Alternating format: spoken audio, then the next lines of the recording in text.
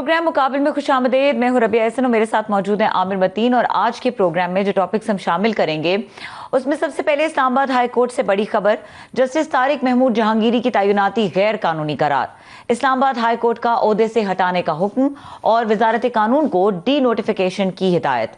फैसले के खिलाफ इस्लामाबाद बार की हड़ताल, अदलिया की आज़ादी और फैसले के तरीक़ाकार पर शदीद तहफ़्फ़ुज़ात। दूसरी जानिब मईशत की तशवीशनाक सूरत हाल, साबिक विफाकी वजीर गौहर एजाज का इंकशाफ के पाकिस्तानियों की दुबई में सरमायाकारी 100 अरब डॉलर से तजावुज कर चुकी। सवाल यह है कि अगर यही सरमाया पाकिस्तान में रहता तो रोजगार, सनत और मईशत कैसी होती। उधर अपोजिशन इत्तेहाद की इस्लामाबाद में 2 रोजा कौमी कॉन्फ्रेंस का ऐलान। कॉन्फ्रेंस इस्लामाबाद में 20 और 21 को होगी। आइन के तहफ़्फ़ुज़, सियासी गिरफ्तारियों और तेज रफ्तार आइनी तरामीम पर एतराज़ात। मौलाना फजलुर रहमान का 2 टोक मौक़िफ़, इमरान खान से मुलाकातों पर पाबंदी अफसोसनाक। असल सवाल यह है कि वो जेल में क्यों हैं और फैसले कौन कर रहा है। दूसरी जानिब खैबर पख्तूनख्वा की सूबाई असम्बली के 92 में से 70 अराकीन वफाकी पुलिस को मतलूब। वज़ीर आला सुहेल अफरीदी के नाकाबिले ज़मानत वारंट, इंसदाद दहशतगर्दी एक्ट के तहत मुतअद्दिद मुकदमात। क्या सियासी इख्तिलाफात का मतलब अब दुश्मनी ही तस्वुर किया जाता है। नेट मीटरिंग सारिफीन के लिए बड़ा पॉलिसी फैसला, नेपरा ने प्रोज्यूमर रेगुलेशंस 2025 जारी कर दी। बिजली की खरीदो फरोख्त के अलग टैरिफ, अलग मीटर्स और पैदावारी हद मुकर्रर। क्या नई पॉलिसी से सोलर सारिफीन मुतासर होंगे। ये तमाम टॉपिक्स हैं जो आज के प्रोग्राम में शामिल करेंगे। आमिर साहब, स्टार्टिंग फ्रॉम ये जो डिग्री केस है, अब ये डिग्री केस मेरे ख्याल से नहीं रहा, अब ये जाली डिग्री केस जो फैसला आ गया है, तो अब इसको क्या कहेंगे, इस फैसले को कैसे देख रहे हैं जो कि बहुत ही मुतनाज़े है। इसको फैसले को बड़े तनाजुर के अंदर देखना चाहिए और बड़ा तनाजुर ये है कि जब से 26वीं 27वीं तरमीम के बाद ये एग्जेक्टिव का कंट्रोल अदालती निज़ाम के ऊपर हावी हो गया है, उसके रोज़ नए शाखसाने निकल रहे हैं। रोज़ हम ये कहते हैं आज ये एक नई मिसाल कायम हो गई, आज ये हो गया, आज ये लोएस्ट ऑफ द लो हो गया। वो लो जो है ना, वो बिल्कुल एबिस जो होता है ना, वो जिसे कहते हैं बिल्कुल अथाह गहराइयों में, इस तरह का फिल्मी डायलॉग होता है। तो ये कुएं के अंदर बिल्कुल नीचे जो अंधेरा नज़र आता है ना, ये उस तरह का अंधेरा नज़र आना शुरू हो गया। और ये ऊपर से शुरू हुआ। ज़ाहिर है सुप्रीम कोर्ट के अंदर इस वक्त जो है 2-3 किस्म की अदालतें बन चुकी हुई हैं और वहाँ आइन के ऊपर फैसले नहीं हो रहे, फैसले लड़ाइयाँ वहाँ हो रही हैं कौन कहाँ बैठेगा। ये अदालत उस अदालत में बैठेगी, जजों के प्रोटोकॉल के, उनके दफ्तरों के ये मसाइल ज़्यादा हो रहे हैं। बाकी जो आइन की तशरीह वो मामला ही ख़त्म हो गया, उस पर हम बहस भी नहीं करते। उसी का असर जाहिर है जब टॉप पे जब खराबी आती है तो उसका असर नीचे ट्रिकल डाउन मातहत अदालतों में भी हो रहा है। मातहत अदालतों से जब इंसाफ का निज़ाम बिगड़ता है, मुआशरे में जाता है और मुआशरे के उसके अंदर भी जो है ना खराबियाँ नज़र आ रही हैं। उसकी 2-4 स्टोरियाँ बताएंगे कि किस किस्म के मातहत अदालतों में फैसले हुए हैं। और इसी हाल ही में 1-2 हफ्ते के अंदर जो 2-3 बड़े वाक़े हुए हैं। फॉर एग्ज़ाम्पल ये जो जज साहब के बेटे को जिस तरीके से छोड़ा गया, कोई परवाह नहीं की गई। उसकी तफसील मज़ीद उसके अंदर कोई डेवलपमेंट्स हैं वो बाद में बात करेंगे। मगर इस सारी जंग का जो ये नेपोलियनिक जंग है ना, इसका वाटरलू वो इस्लामाबाद हाई कोर्ट में है। क्योंकि इस जंग की इब्तदा भी जो थी वो इस्लामाबाद हाई कोर्ट से ही शुरू हुई, जब 6 जजों ने ख़त लिखा कि जनाब हमारा जो है घरों में कैमरे लगे हुए हैं, बेडरूम में कैमरे लगे हुए हैं, हमें हरास किया जा रहा है, हमारे रिश्तेदार उठाए जा रहे हैं और हमारे पे ये वाले प्रेशर्स हैं कि फ़लाने मुकदमात में फ़लाना फ़ैसला करें। तो ये पाकिस्तान की तारीख में ये पहली मिसाल हुई थी कि 6 जजेस ने, और बड़े ही मोतबर जज हैं वो, पीटीआई, वो उन जजों की में से किसी की शोहरत नहीं थी कि वो पीटीआई के हामी थे, बल्कि अक्सर की शोहरत ये थी, उन पर इल्ज़ाम ये लगता था कि जनाब फलाने का ताल्लुक जो है ना नून लीग के ख़ानदान से है और फलाने का जो है पहले पीपल्स पार्टी का रहा हुआ है। फॉर एग्जाम्पल जस्टिस जहांगीरी जिनका सब इस वक्त बिल्कुल आई ऑफ द स्टॉर्म में है, ये पहले पीपल्स पार्टी में रहे हुए थे, इनके ऊपर ये इल्ज़ाम लगाए जाते थे। उन 6 जजों को मिसाल बनाने का सिलसिला शुरू हुआ होते होते जो है आज का इस वाक़े तक पहुंच गए कि जस्टिस जहांगीरी की जो डिग्री है आज वो बता दिया गया है हमें कि वो उनकी डिग्री जाली थी और वो जज बनने के अहल नहीं है, और वजारत कानून से कहा गया है कि उसको डी नोटिफाई कर दिया जाए। और जिस स्पीड से ये किया गया, जिस तरीके से ये फैसला चलाया गया, मुकदमा चलाया गया, पहिए लगाए गए, पहिए भी जो है ना, और 160 की स्पीड के साथ जो है ना ये मुकदमा चला के उन्होंने फैसला कर दिया। हालांकि एतराज़ात थे और बड़े जायज़ एतराज़ात थे, वो तो सुने ही नहीं गए, सुना काफी समाज कि इस्लामाबाद हाई कोर्ट इस वाटरलू के अंदर, मैंने कहा ना, जिस तरीके से पहले के लाहौर से जज लाए गए, यही चीफ जस्टिस साहब 15वें नंबर पे थे, यहाँ जज बनाए गए, फिर चीफ जस्टिस बनाए गए, उनके खिलाफ जो हैं ये जजेस जो हैं, जस्टिस जहांगीर समेत बाकी भी सुप्रीम कोर्ट में गए हुए हैं। और ये एक मरवजा असूल होता है कि अगर किसी का पर्सनल कॉन्फ्लिक्ट ऑफ इंटरेस्ट हो, कोई ज़ाती वजूहात हों, तो आम तौर पे अच्छे ज़माने में असूली तरीका ये होता है कि आप अपने आप को रिक्यूज़ कर लेते हैं कि जनाब मेरा इसके ऊपर इन जज साहब से मेरा एक ज़ाती मसला एक चल रहा है, एक और केस सुप्रीम कोर्ट में चल रहा है, मैं ये नहीं सुनूंगा। यहाँ उल्टा हुआ, उनको बताया गया कि जनाब सिंध हाई कोर्ट में अब इसके ऊपर एक किस्म का स्टे चल रहा है, उन्होंने कहा जी छोड़ दें इसको, बुलाएं इसको और वो किया जाए। जो आपने इब्तदाइये में सलाउद्दीन साहब का जो क्लिप दिखाया है उसमें वो जो फरमा रहे थे कि ये केस जाली डिग्री का है ही नहीं। एक तो पहले इसका तनाजुर है कि मामला कहाँ से शुरू हुआ, जब ये ख़त लिखा गया, उसके बाद से 34 साल पुरानी उनकी डिग्री का एक केस निकल आया। इस 34 साल में वो वकील बने, जज बने, हाई कोर्ट तक पहुँचे। अब उनके मेरे ख्याल कुछ 1-2 साल 3 साल शायद रिटायरमेंट के अंदर रहते थे, तो ये वाला मामला हो गया। और केस वो जो सलाउद्दीन साहब अभी फरमा रहे थे कि ये जाली डिग्री का नहीं है, ये केस है कि बेज़ाब्तगी का, कि बेज़ाब्तगी का भी इल्ज़ाम है जो कि प्रूव नहीं हुआ, और वो भी बुला के चेक करने की, ये भी तफ्तीश करने की ज़रूरत है कि एकदम से 34 साल बाद कराची यूनिवर्सिटी को कैसे ख्याल आ गया बग़ैर किसी शिकायत के, बग़ैर किसी मसले के, कि उनकी डिग्री जाली है या उनकी बेज़ाब्तगी है। तो बहरहाल ये केस अब हो गया है, तो इसके मुतल्लिक अब क्या बात करेंगे, मैं चाहूँगा कि आप गेस्ट का तारुफ करवा दें। बिल्कुल, स्टूडियोज में हमारे साथ मौजूद है रहनुमा तहरीक इंसाफ नईम हैदर पंजोथा, और हमें ज्वाइन किया है टेलीफोन लाइन पे साबिक वफाकी वज़ीर इत्तलात मोहम्मद अली दुरानी साहब ने। दोनों को वेलकम करेंगे। अस्सलाम वालेकुम। जी दुरानी साहब, मैं आपकी दोनों का बहुत शुक्रिया हमें वक्त देने का। तो दुरानी साहब आपकी इजाज़त से मैं, क्योंकि पंजोथा साहब PTI से तो ताल्लुक़ है मगर वकील भी हैं, तो मैं इनसे पूछना चाहूँगा कि आप कैसे इस मामले को देख रहे हैं, किस नहज पे ये मामला जा रहा है? बहुत शुक्रिया आप दोनों का जी, आपने मौका दिया जी। सबसे पहले इस मामले के ऊपर अगर गौर किया जाए तो आर्टिकल जो 209 है उसके तहत सुप्रीम जुडिशल काउंसिल को किसी भी जज के, चाहे वो हाई कोर्ट का हो चाहे वो सुप्रीम कोर्ट का, तो सुप्रीम जुडिशल काउंसिल को इख्तियार हासिल है कि वो किसी जज के खिलाफ कार्रवाई करे। ये इख्तियार बिल्कुल किसी अदालत को हासिल नहीं है कि एक जज एक अदालत के अंदर बैठता है और वही अदालत जो है वो उस जज के खिलाफ कार्रवाई कर दे और कहे जी कि आप घर चले जाइए।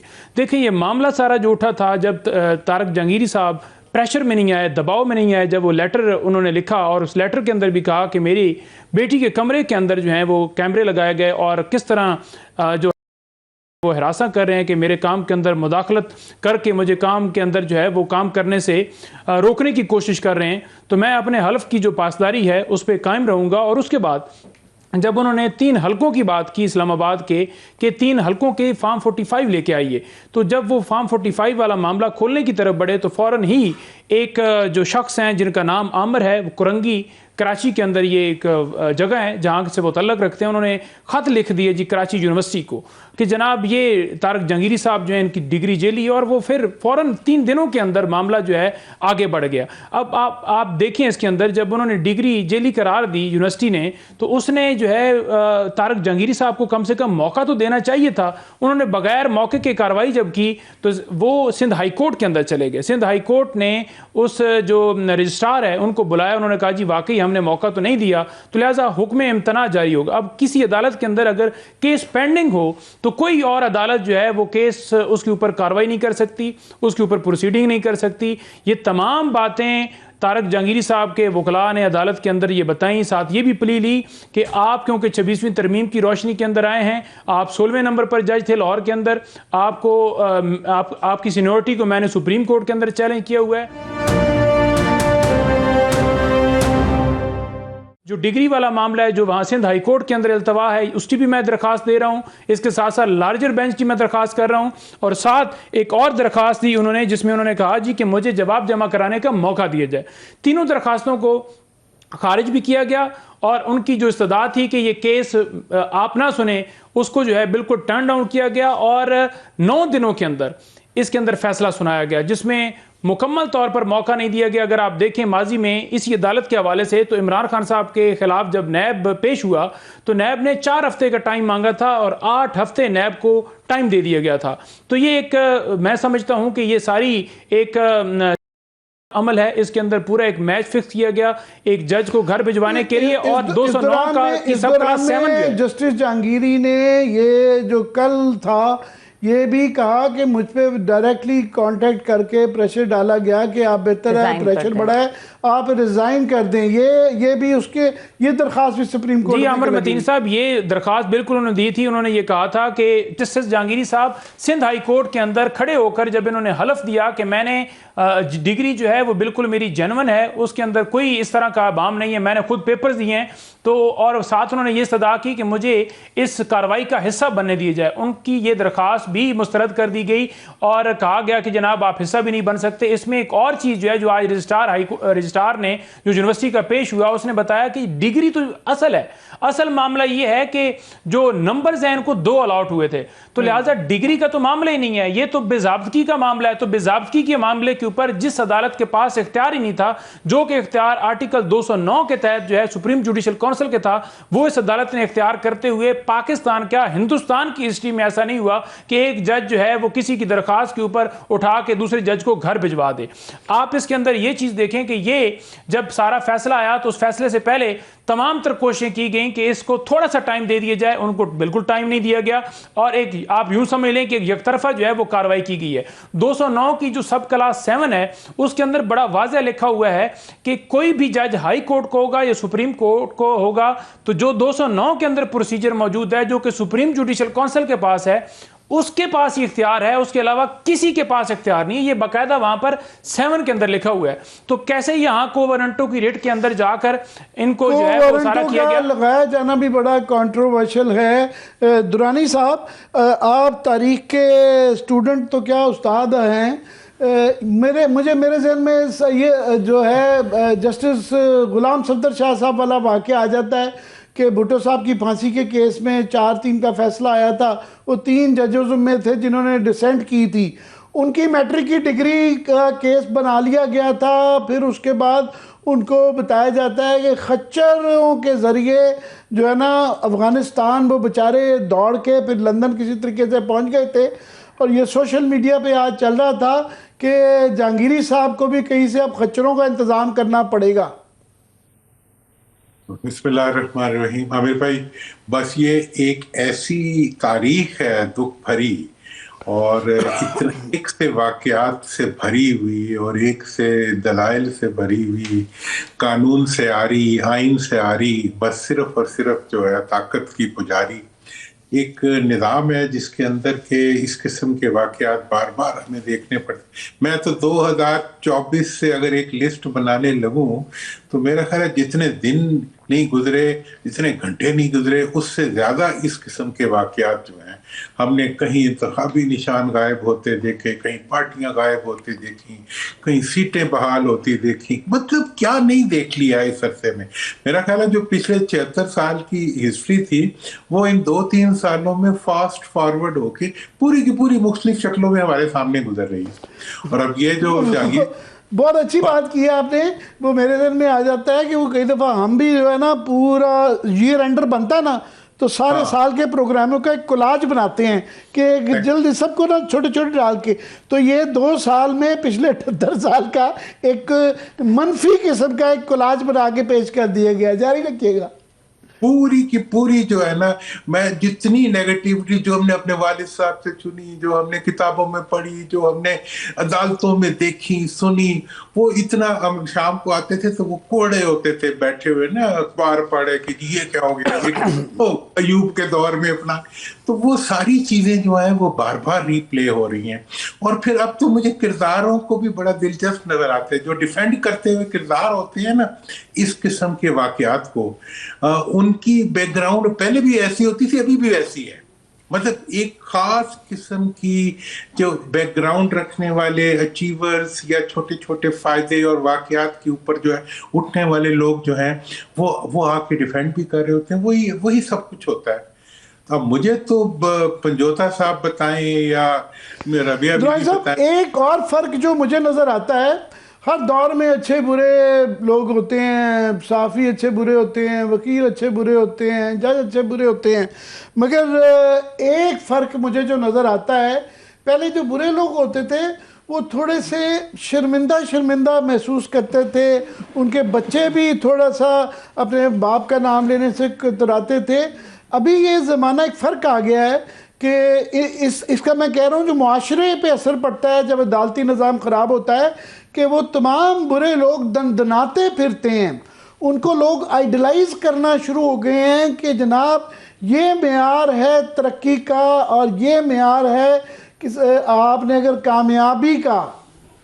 अब आमिर साहब, मैं अपना बचपन मुझे एकदम से आंखों में घूम जाता है कि मेरे फादर एक सीनियर ऑफिसर थे, डिप्टी कमिश्नर टाइप, तो हम टांगे पे जाया करते थे स्कूल, और एसटीओ और छोटे छोटे अफसरों के बच्चे गाड़ियों पे जा रहे होते थे, तो हम उसकी वजह से ज्यादा अपने आप को प्राउड फील करते थे। और हमारे इलाके में, कॉलोनी में जिन फैमिलीज के पास अनफेयर वेल्थ होती थी वो शर्माते फिरते थे। अब तो बिल्कुल ही मौसम ही बदल गया और हालात बिल्कुल डिफरेंट हैं, तो लिहाजा, लेकिन एक बात मैं इस तमाम तर जो सिमिलैरिटी में और इस तमाम मायूसी के माहौल में एक फैक्टर जो है वो मैं जरूर पॉइंट आउट करना चाहूंगा, वो ये है कि अवाम जो है इस वक्त वो निचले नहीं बैठ रहे। मैं जब निकलता हूं ना बाहर, मैं ज़रूर अपनी इस लॉजिक को तस्कीन के लिए मैं कुछ लोगों से ज़रूर बात कर लेता हूं, चलते फिरते आम लोगों से जो पहचानते नहीं हैं। वो किसी तमाम तर गुर्बत, तमाम तर डिस्टॉर्शन, तमाम तर दबाव और तमाम तर अख्तियार की के बावजूद जो है ना, वो ज़रूर ये कहते हैं कि जनाब ये चीज़ जो है ये गलत है, और जो आर्गुमेंट आप हम देते हैं वो भी उनके पास होते हैं। तो ये सोशल मीडिया का कमाल है, या 24 के इलेक्शनों का कमाल है, या पता नहीं, या किसी ऐसी जद्दोजहद का कमाल है जिसके नतीजों में पब्लिक के अंदर एक बेसिक अवेयरनेस और एक रिजेक्शन जो है वो उनके ब्रेन्स में इनग्रेव हो गई है, जिसको तमाम तर जितने मर्जी जजों को हटा लें, जितने मर्जी एमएनएस को डिस्क्वालीफाई कर दें, जितने मर्जी लोगों को सजाएं दे दें, लेकिन पब्लिक का जहन जो है उसकी वजह से ना खौफ खा रहा है ना बदल रहा है। मैं आपसे बहुत, मेरा दिल कर रहा है कि मैं आपकी बात मान लूं कि वाकई जो है दाएं बाएं लोगों में बहुत आगाही आ गई है, गम और गुस्सा भी पाया जाता है, वो बड़े जो है इस पे तिलमिला भी रहे हैं। मगर मुझे जो शेख रशीद जो है हर 2-4 हफ्ते बाद, अब तो वैसे कम हो गया है, वो काले खान के पास निहारी खान ने जो है ना लाल हवेली के बाहर जाते हैं और फिर वो हमें ये इतला देते हैं काफ़ी सालों से कि खल्क़ खुदा जो है ना वो बहुत गुस्से में है। मगर 4 साल से ये निज़ाम चलता ही जा रहा है और कोई फ़र्क नहीं पड़ रहा। दुरानी साहब, आमिर साहब देखें, ये जो खल्के खुदा होती है ना, वो कहते हैं अवाम काला नाम। अवाम बेचारे होते हैं भेड़ बकरियों की तरह। अवाम जो होते हैं वो, उनकी ताकत नहीं होती कि वो किसी चीज को बदल दें, लेकिन मैं समझता हूँ कि जो निज़ाम के अंदर एवोल्यूशन आई है, जो डेमोक्रेटिक प्रोसेसेस आगे बढ़े हैं, अब जो सोशल मीडिया ने एक अवेयरनेस पैदा की है, उसकी वजह से इसका जो दबाव है आवाम का, आवाम की मतलब गुर्बत और आवाम की मजबूरी और बेकसी के बावजूद इसका दबाव जो है वो आज यकीनी तौर पे मौजूद है। वरना ये जो रिगारोल इस इतने इतने अरसे से ये जो एक चीजें रड़क रही हैं ना, और ना आगे हो रही है, ना पीछे हो रही है, ना टूट रही है, ना गिर रही है, ना कोई हथियार मुकम्मल तौर पे डाल रहा है, ना कोई मुकम्मल तौर पे उठा रहा है। मैं मानता हूँ गलबा है, पूरा पूरा गलबा है, लेकिन मुझे ये लग रहा है कि वो इत्मीनान में नहीं है गलबा। परेशान क्यों है ये आप मुझे बताएं। ये मुझे तो ऑन अ लाइटर वेन जो है, ये काले खान जो न्यारी वाला है, ये शेख रशीद को, इस्लामाबाद के ज़्यादातर सहाफ़ियों को, सियासतदानों को उसकी न्यारी खिलाते थे और वो बड़ी खबर सुर्खियाँ बनती थी। बाद में वो काले खान एक दफ़ा पकड़ा गया कि जी ये गधे का गोश्त की न्यारी बनाता था। पंजोता साहब कि अभी मेरे सामने ये खबर पड़ी हुई है कि इस्लामाबाद बार एसोसिएशन ने कल हड़ताल का ऐलान किया है, और इसमें जो ये मौजूदा दौर में अदलिया में जो हुआ है, ऐसा बड़ी हमारी कोई दरख्शां जो है तारीख नहीं है अदालतों की, मगर ऐसा कभी नहीं हुआ। मगर ऐसे कभी वकील भी नहीं लेटे कि जिस तरह के बार काउंसिल्स के हमारे रिज़ल्ट आते रहे हैं।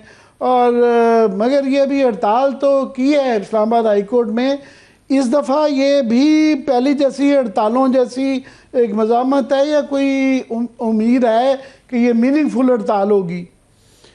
देखिए आमिर मतीन साहब, मामला असल ये है कि जब आपके ज़मीर बिक जाएं, जब आपके ज़मीर ना जाग रहे हो, आपके ज़मीर आप ख़ुद को मलामत ना कर रहे हो, तो फिर इस तरह की सूरत हाल आती है। देखिए ये करारदादों का मामला नहीं, करारदादों में तो आप जूनियर वकला से या अपनी बार की पॉलिटिक्स की हद तक जो है वो आप लोगों की ले लेते हैं जी कि बिल्कुल जी ये इस तरह का गैर आइनी काम हुआ है तो हम मजम्मत करते हैं, फलां करते हैं, ये करते हैं।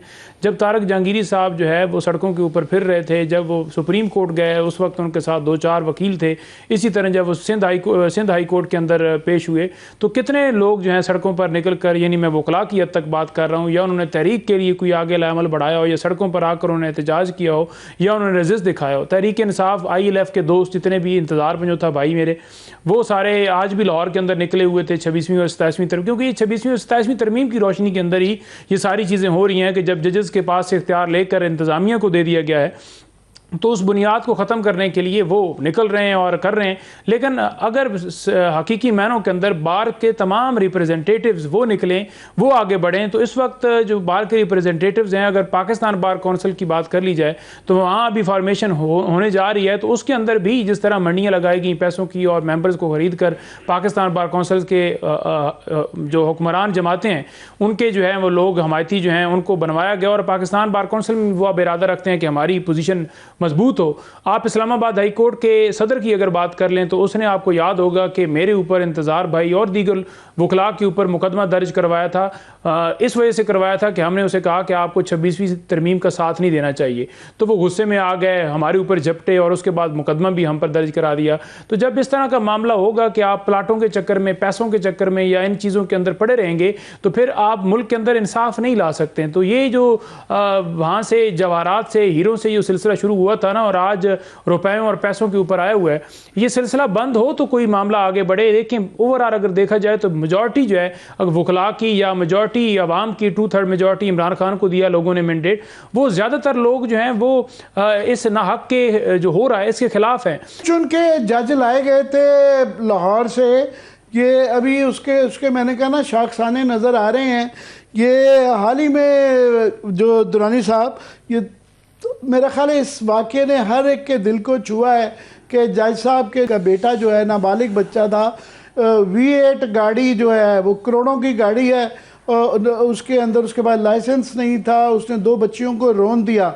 बंद कमरे के अंदर दिनों और घंटों के अंदर जो है ना वो उसका जमानत मिल गई। फैसला सुना के उनको बरी कर दिया गया दैयत के कानून के तहत, जो कि दैयत वैसे ही एक उसके ऊपर भी एक क्वेश्चन रहता है कि स्टेट का जो मुकदमा होता है वो तो कायम रहता है, मगर नाबालिग बच्चे में तो दैयत लगती भी नहीं है।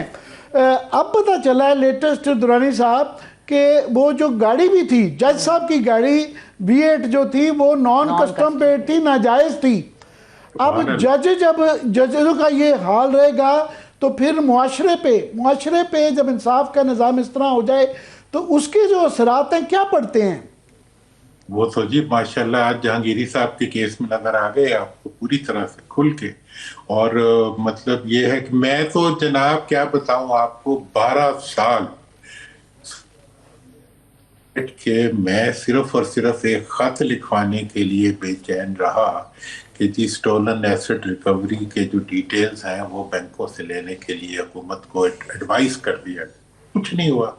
मुझे हर एक ने बताया कि पाकिस्तान में जो डाकू है उसके खिलाफ कोई फैसला नहीं आ सकता। वो मैं अक्सर कहा करता हूँ कि यहाँ मुर्गी चोर तो पकड़ा जा सकता है, लेकिन हाथी चोर जो है वो उसी हाथी पे बैठ के ऊपर आपके ऊपर हुक्मरानी करने के लिए आएगा।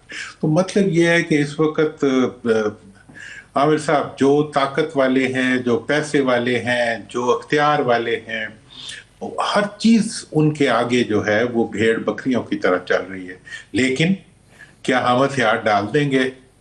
मैं तो मेरे लिए मुश्किल है। चले अब मतलब ना मुल्क से भाग सकते हैं हम लोग। ये पंजोता साहब अभी जिक्र कर रहे थे कि हीरे जवाहरात, ये हीरे जवाहरात से जो है ना टके पैसों वाला मामला आ गया है। वो जो कहा जाता था कि वकील करने के बजाय जज करने का, ये सूरत हाल अभी हाल ही में एक बड़ी तकलीफ दह केस हुआ कि फैमिली कोर्ट के अंदर जो है इसका जो मैं कह रहा हूँ मुआशरे पे असरात पड़ रहे हैं, ख़ास तौर पे जो मज़लूम तबके हैं पाकिस्तान में, जिसमें ख़वातीन, बच्चे और बूढ़े बीमार आ जाते हैं, उनके साथ जो हो रहा है इस निज़ाम के तहत कि फैमिली कोर्ट के अंदर नॉर्मली जो कस्टडी के केस है, सिंगल डिवोर्स्ड वुमेन जो हैं वो 2 साल, उसका कानून ये है कि 6 महीने के अंदर फैसला होना चाहिए। 2 साल तक लटकाते रहे क्योंकि जो बीच में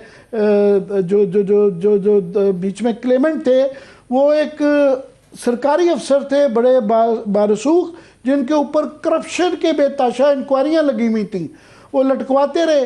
फैसले का जब वक्त आया तो एकदम से जज बदल दिया गया, खातून जज आई। और नॉर्मली जो है बच्चों की कस्टडी 7 साल का बच्चा और 3 साल का 4 साल का गालबन बच्चा वो जो है वालदा को दी जाती है।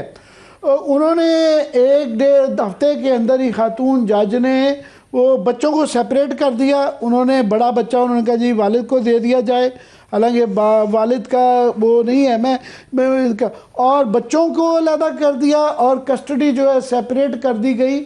ये इस तरह के आम रोज़ कहानियाँ सुनते हैं हम। ये हम बड़े केसेस की बात करते हैं जो छोटी अदालतों में हो रहा है, इंसाफ का ताकतवर जो लोग कर रहे हैं, ये इसके ऊपर नज़र नहीं पड़ रही। पंजोता साहब, ये कितना जो इस तरह के मामलात में जो फैमिली कोर्ट्स के अंदर मामलात चल रहे हैं, आप तो देखते रहते होंगे, क्या कहेंगे इस पे? देखिए आमिर मतीन साहब, ये हमारा जो जुडिशल सिस्टम है उसके अंदर ये तमाम फ्लॉज हैं। अगर आप देखें ओवरऑल जाकर कोर्ट्स के अंदर तो आपको नज़र आएगा कि ये तो एक केस आप कह रहे हैं, इस तरह के हज़ारों केस आए रोज़ और होते हैं। आपके सामने मामला है, अगर मैं इस इलेक्शन की बात कर लूँ तो इलेक्शन पटिशन एक मुकर्रर वक्त है कि 6 हफ्तों के अंदर उन्हें डिसाइड करना होता है। आप देख लें कि 2 साल से ज़्यादा टाइम हो गया, आज तक उनके ऊपर कई पटिशनें वैसे ही खारिज कर दी गई और बाकियों के ऊपर कोई फैसला नहीं है। पाकिस्तान के अंदर ये निज़ाम ऐसा चल रहा है जिसमें ला कानूनी थे। अगर एक बंदा दरख्वास्त देने के लिए जाता है तो सबसे पहले उसे कहा जाता है कि पैसे भाई कितने लेकर आए हो। फिर उसके बाद अगर उसकी दरख्वास्त के ऊपर पर्चा दर्ज होता है तो फिर उसके अंदर इन्वेस्टिगेशन ऑफिसर जो है वो लगता है और फिर वो पैसे मांगता है। फिर वो फाइल उसका पेट भरने के लिए या अदालतों के सफ़र के लिए फिर वो पैसे मांगता है कि आज मैंने तारीख पे जाना है, आज मैंने DPO साहब के पास जाना है। और दूसरी तरफ से भी पैसे लेते हैं। तो जिसने पैसे ज़्यादा दिए होते हैं वो जो है थोड़ा उसको रिलीफ मिल जाता है, और जिसने जो है पैसे कम दिए, इंसाफ वाला नहीं है, पैसों के हिसाब से इंसाफ मिल रहा होता है कि पैसे जिसने ज़्यादा दिए उसे उसके हक में वहाँ पर रिपोर्ट बन जाती है, और वो रिपोर्ट फिर अदालतों के अंदर जब जाती है तो नीचे से लेकर सुप्रीम कोर्ट तक केसेस के अंदर यही असर होता है। अगर मैं बात कर लूँ पंजाब की हद तक, जो कि ओवरऑल सिस्टम हमारा ओवरऑल ही ऐसा है, तो वहाँ पर भी ये सूरत हाल आपको हर तरफ नज़र आएगी कि पॉलिटिकल विक्टिमाइजेशन करते हुए, सिर्फ ये नहीं है कि एहतजाजों के पर्चे हैं, अगर किसी गांव के एक मस्कीन आदमी ने, गरीब आदमी ने आपको सपोर्ट नहीं किया तो उसके ऊपर मुकदमा दर्ज करवाया जाए, या खुद पकड़वाया जाएगा फिर खुद छुड़वाया जाएगा। अगर किसी ने किसी के साथ ज्यादती कर दी, 324 कर दिया, 302 कर दिया, तो जो बेचारे मकतूल की फैमिली है वो रोल रही होती है, और जो मारने वाले होते हैं वो सीने चौड़े करके बटन, क्योंकि उसके ऊपर सियासी की पुश बनाई आ जाती है, अदालती असर उसका हमारा ख्याल था कि असर आ जाता है। भुट्टो साहब के वो जो मिसालें होती थी कि जी भैंस चोरी के मुकदमे वाला दौर शायद ख़त्म हो गया है, मगर ये जो सुप्रीम कोर्ट के अंदर बनी थी वो यहाँ पे अभी फ़रोग़ पा रहा है। दरअसल मैं ज़रा सियासत की तरफ आना चाहता हूँ। हाल ही में जो है एक हर थोड़ी देर बाद ना एक शोशा छोड़ा जाता है। वैसे तो बड़ी अच्छी बात है मुफाहमत हो जाए, और आप बहुत ज़्यादा मुफाहमत के दाई रहे हुए हैं, मगर वो जो बताया जाता है हमें उसकी जो है नॉलेज के ऊपर शक रहता है। ये बताया गया कि 2-4 लोग जो कि पीटीआई वाले उनको ऑन नहीं करते, फवाद चौधरी साहब, इस्माइल साहब, ये लोग, उन्होंने कहा जी हमने एक सिलसिला शुरू करवाया है, और उनके बकौल जी कोट लखपत में जो पीटीआई के असीरान हैं, यास्मीन राशिद और बड़े बड़े लोग जो है उनके बड़े नाम हैं, वो भी इसके अंदर शामिल हैं। उनकी तरफ से ये आया है कि मुफाहमत का एक नया सिलसिला शुरू हुआ है। तो ये बात तो शुरू की क्योंकि इमरान खान से कोई इनकम्युनिकेटो नहीं है, वो कोई जो वो बातचीत नहीं है, मगर जो पंजोता साहब, ये क्या जो हम मेरे सामने ये खबरें पड़ी हुई हैं कि पीटीआई के ऊपर जितने मुकदमात हैं, किस हद तक सदाकत है इसमें? देखिए, जो जितने मुकदमात भी हैं सियासी हैं, मेरे ऊपर ये जो मुफाहमत का सिलसिला ये किस हद तक ऑथेंटिक है? फिर मैं दुरानी साहब से देखिए, बात यह है कि मुफाहमत वाली बात अगर की जाए तो इमरान खान साहब ने मैंडेट दिया है महमूद अचकज़ई को और अल्लामा राजा नासर को, और बातचीत के भी मैंडेट उनको ही दिया है। पहली बात, मेरे साथ मौलवी साहब बैठे हुए थे पिछले प्रोग्राम के अंदर, तो उन्होंने कहा जी मैं तो पीटीआई छोड़ गया था, वो इस्तेकाम में चले गए थे, अभी उनकी वापसी भी नहीं हुई, तो उनके पास कैसे मैंडेट जाएगा? वो जाएँ खान साहब से मिलें, अगर उनको एक्सेस मिलती है। वज़ीर आज़म के पास तो इख्तियार नहीं है, जिसके पास इख्तियार है उससे बात करके जाएँ, और अगर उनको इजाज़त मिलती है खान साहब से बात करें, वो मैंडेट दें, तो हम कहेंगे जी आमीन है। मैंडेट इस वक्त उनके पास है, तो उनके पास जो मैंडेट है, खान साहब का वाज़ेह हुक्म है कि तहरीक पे फोकस करें और प्रेशर बनाएं। देखें, प्रेशर बनेगा, अदालतों से प्रेशर रिलीज होगा, अदालतें आज़ाद होंगी तो खान साहब रिहा होंगे, या जो हमारा मैंडेट है, जमहूरियत है, कानून है, इंसाफ है, जो हम चीज़ पाकिस्तान के अंदर डिमांड कर रहे हैं वो आएगी। अदरवाइज तो नहीं आएगी कि आप बैठ जाएं और उनको कहें कि आप कुर्सी से हट जाएं, आप की जगह जो है इमरान खान को बैठा देते हैं और आपको जेल में भिजवा देते हैं, क्योंकि उन्होंने तो डील के तहत केसेस ख़त्म करवाएं। इसी तरह बाकी आप तमाम चीज़ें भी खोल के देख लें, तो वो हुकूमत या उसके साथ इस तरह की चीज़ करके उल्टा खुद अपना जो है वो ख़राब करना है, और उनके पास इख्तियार भी नहीं है। वो तो खुलेआम कहते हैं जी कि हमें ऊपर से जैसे हुक्म मिलते हैं हम तो उसके मुताबिक चलते हैं। दुआ साहब, ये कहा तो जा रहा है, मगर मेरे सामने और ये ढेर खबरें पड़ी हुई हैं कि इस वक्त जो है लेटेस्ट जो ये अडियाला के बाहर इकट्ठे लोग किए जाते हैं, 400 के करीब लोगों पे मुकदमात हो गए हैं, और वैसे खैबर पख्तूनख्वा असम्बली के 92 लोगों में से 70 अरकान के ऊपर जो है ना वो पुलिस को उनके वारंट जारी हुए हैं, जिसके अंदर जो है सुहेल आफरीदी भी शामिल हैं, मतलूब हैं, और उनके शायद वो जो है ना वारंट नाकाबिले ज़मानत वारंट जो है ना वो जारी हो चुके हैं। तो दुरानी साहब, इस माहौल में क्या देखते हैं मुफाहमत का? ये हमारे सामने ये भी बताया जा रहा है कि कौमी कॉन्फ्रेंस हो रही है 20 और 21 तारीख को इस्लामाबाद में, क्या चांस है मुफाहमत का? यहाँ पे मैं आमिर साहब 1 मिनट लेके अपना पूरा 4-5 मिनट लें आप। बिल्कुल, मेरा जनाब इसमें इतनी सी गुजारिश है कि मुफाहमत तो पंचोता साहब भी जानते हैं, आप भी जानते हैं कि मैं तो 24 के इलेक्शन से पहले भी नेशनल यूनिटी गवर्नमेंट की बात कर रहा था कि सब मिल के मुल्क को चलाएं।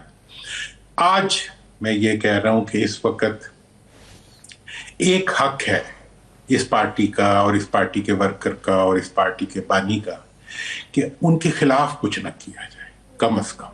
मतलब अब अगर लाहौर में कुछ हो रहा है और वो बानी और पार्टी की बुनियादी स्पिरिट से इन लाइन ना हो तो दुख होगा। लेकिन मैं ये बात भी पूछूंगा कि भाई जो ये 2 रोज़ा कॉन्फ्रेंस है आमिर साहब, इसके अंदर जिन लोगों को दावतनामे दिए गए, अगर वो दावतनामे बानी पीटीआई के सामने से गुजर जाएं कि जनाब पीपल्स पार्टी को इसमें बुलाया जा रहा है, इसमें फलाह को बुलाया जा रहा है, इसमें 26वीं आईनी तरमीम के प्रोपेलेंट्स को बुलाया जा रहा है, इसके अंदर उनको बुलाया जा रहा है, तो ये कॉन्फ्रेंस जो है ये क्या निकाल के आएगी उसके बीच में? मैं तो ये समझता हूं कि इधर भी -1 का बात हो रही है, उधर भी -1 की बात हो रही है। अगर इस किस्म की कोई कॉन्फ्रेंस जिसमें आके पीटीआई बैठी हो, जिस पीटीआई बैठी हो उसके साथ पीपल्स पार्टी बैठी हो, उसके पास अलाहादल के बाकी तमाम पार्टियां बैठी हो, एक पार्टी ना हो जी नून नहीं है, बाकी सारी मौजूद है, मतलब यह है कि गोश्त निकाल दिया, शोरबा सारा आ गया। हाल में मुझे ये बताएं कि ये कॉन्फ्रेंस जो है ये क्या निकाल के आएगी? मतलब जरदारी साहब के पास वो कौन सा हथियार होगा जिसके जरिए वो मफाहमत पैदा करे? इससे तो बहुत बेहतर, ये तो मैंने तो ये कहा कि ये -1 फार्मूले को आगे बढ़ाने का एक और जरिया है। और ये हाइब्रिड जो रिकंसिलिएशन है ना, हाइब्रिड रिकंसिलिएशन, ये नहीं हो सकता। प्लीज दुरानी साहब, आप हमेशा से मफाहमत की, जैसे आप खुद कह रहे हैं कि दाई रहे हैं और आप हमेशा बात यही करते रहे, तो आपकी मफाहमत की शेप क्या होती थी? वो किन लोगों के दरमियान मफाहमत हो सकती है आपके ख्याल में? मफाहमत की जो पहला, बहुत आपने अप्रोप्रिएट बात की, मफाहमत का पहला तकाजा ये है कि पीटीआई सबसे बड़ी अपोजिशन की जमात है। ये तमाम अपोजिशन की जमातों को एक जगह पे इकट्ठा करके एक मौक़िफ़ अख्तियार करें, बजाय इसके कि वो अपोजिशन से पहले जो है वो हुकूमत के गले में जाके हाथ डालना शुरू कर दें। नंबर 1। नंबर 2 ये है कि अगर फिर भी आप सोचते हैं कि ये एक बड़ी मफाहमत की जरूरत है जिसके अंदर हुकूमत भी हो, अपोजिशन भी हो और सारी पार्टियां हो, तो फिर क्या बेहतर होगा कि आप मियां नवाज शरीफ साहब के पास चले जाएं और उन्हें कहें कि आप एक मफाहमती कॉन्फ्रेंस जो है वो जाती उमरा में बुला लें, वो बुला लेंगे। उससे हटते हुए या फिर आप प्राइम मिनिस्टर साहब के पास चले जाएं। ये दोस्त भी तो गए थे ना दूसरे, आप भी चले जाएं, आपके जनाब प्राइम मिनिस्टर साहब, आप जो है एक मफाहमती कॉन्फ्रेंस बुला लें और वो जनाब प्राइम मिनिस्टर हाउस में हो जाए। मैं देखूंगा इमरान खान निकल के आपके साथ क्या करेगा। बहुत बहुत आपने अहम बात की है कि ठीक है, महमूद खान अचकज़ई साहब जो हैं वो आजकल के नवाबजादा नसरुल्लाह हैं, मगर वो ज़माने और थे। और उसके अंदर भी जो इत्तेहाद जब भी बनते हैं वो लाइक माइंडेड, हम ख्याल पार्टियों में बनते हैं। तो ये जो पीपल्स पार्टी का जिस दिन ये ऐलान किया गया कि उनसे भी बातचीत की जाएगी, उसी दिन उनकी शर्जील मेमन समेत कोई 3 प्रेस कॉन्फ्रेंसें आई थी जिसमें उन्होंने बखिए उधेड़ दिए थे पीटीआई के। तो पंजोता साहब, क्या ये मफाहमत पीपल्स पार्टी 26वीं आईनी सरमाई तरमीम की वो उसकी खालिक है, वो भी बीच में मफाहमत करेंगे? नहीं, देखें, पीपल्स पार्टी ने एक नारा मारा था कि हम जो 18वीं तरमीम थी उसको किसी का बाप जो है वो भी तब्दील नहीं कर सकता। तो उस हद तक कि वो हो सकता है कि एनएफसी वाला मामला चल रहा है, बाकी चल रहे हैं, तो किसी नुक्ते के ऊपर, क्योंकि सुनने में आ रहा था कि वो कुछ स्टैंड लेने लगे हैं, तो कोशिश करते हैं कि अगर वो भी रूल ऑफ लॉ के लिए, असद कैसर साहब ने दीगर ने मिल के फैसला किया होगा क्योंकि खान साहब ने मैंडेट उनको दिया हुआ है, तो वो उसकी हद तक। लेकिन मैं नहीं समझता कि ये कामयाब होगा। लेकिन एक कम से कम लोगों को ये पता तो चल जाएगा कि पीटीआई ने हर हद तक मुल्क के अंदर इंसाफ कायम करने के लिए, रूल ऑफ लॉ के लिए, जमहूरियत के लिए, अवाम के मैंडेट के लिए और पाकिस्तान के लिए जो है हर एक का दरवाजा खटखटाया। देखें, बात यह है कि पंजोता साहब, अगर थोड़ा सा इजाजत दीजिए, यही सोच जो है वो इलेक्शन के वक्त क्यों नहीं, जब रिजल्ट आए थे उस वक्त क्यों नहीं प्रिवेल की, जिस वक्त माहौल भी था और जिस वक्त अब जिस पीपल्स पार्टी की आप बात कर रहे हैं, शायद वो आपके साथ बैठ भी जाते, बात भी हो जाती? नहीं, देखें, जहाँ इलेक्शन की बात है तो हर मौके के हिसाब से तमाम तर चीज़ें होती हैं। उस वक्त पीपल्स पार्टी भी शायद इस पैराग के अंदर हो, क्योंकि बिलावल भुट्टो साहब नारा मारते थे कि हम चौथी दफ़ा किसी को वज़ीर आज़म नहीं बनने देंगे, और फिर इत्तेहाद के साथ उनके साथ बैठ भी गए, सारी चीज़ें कर ली गई। तो मौके के हिसाब से चीज़ें होती हैं। इस वक्त जो सूरत हाल है, जिस नुक्ते के ऊपर उन्होंने बात की, उसको देखते हुए ये इन तमाम लोगों ने जिनको खान साहब ने मैंडेट दिया है बात की होगी। बाकी रही बात, देखें, माइनस की, तो माइनस इस वक्त नवाज शरीफ है। इमरान खान तो रेलिवेंट है। इमरान खान आप देख लें कि तमाम तरफ से घूम के आए तो बात किधर आती है, इमरान खान के ऊपर आती है। तो इमरान खान को माइनस करने की बड़े लोगों ने कोशिश की, लेकिन जिसने कोशिश की वो खुद ही माइनस होता गया। इमरान खान के ऊपर तमाम केसेस, उनकी एहलिया के ऊपर केसेस हों, उनकी बहनों के ऊपर केसेस हों, उनके भांजे के ऊपर, देखिए आप। मौलाना फजलुर रहमान, उनका मैं देख रहा हूँ आज बड़ा एक मुस्बत किस्म का बयान आया हुआ है कि उन्होंने इमरान खान से मुलाकातों पर पाबंदी अफसोसनाक करार दी है। तो वो किधर खड़े हैं? पीपल्स पार्टी पहले। आमिर साहब देखें, मैं इस पे ये अर्ज करना चाहूंगा कि जहां तक सवाल है 18वीं तरमीम का, मैं समझता हूं कि 18वीं तरमीम आइन, तहफ़्फ़ुज़ आइन, 26वीं और 27वीं आइनी तरमीम के बाद ना आइन बचा है ना 18वीं तरमीम बची।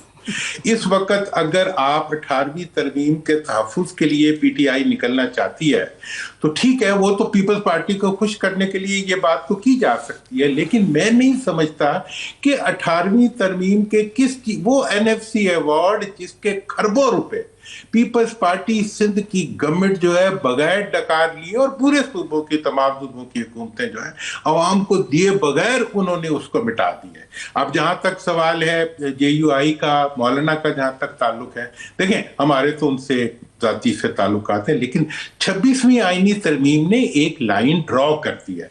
लेकिन उनका क्लेम यह है कि जी 26वीं आईनी तरमीम के आखिरी लफ्ज के पास होने तक पीटीआई ने हमें हमायत थी, जो उनकी लीडरशिप वहां थी, जिस पे मैं तो उनसे I tend to disagree with him कि ऐसा नहीं हो सकता, कैसे कर सकती है।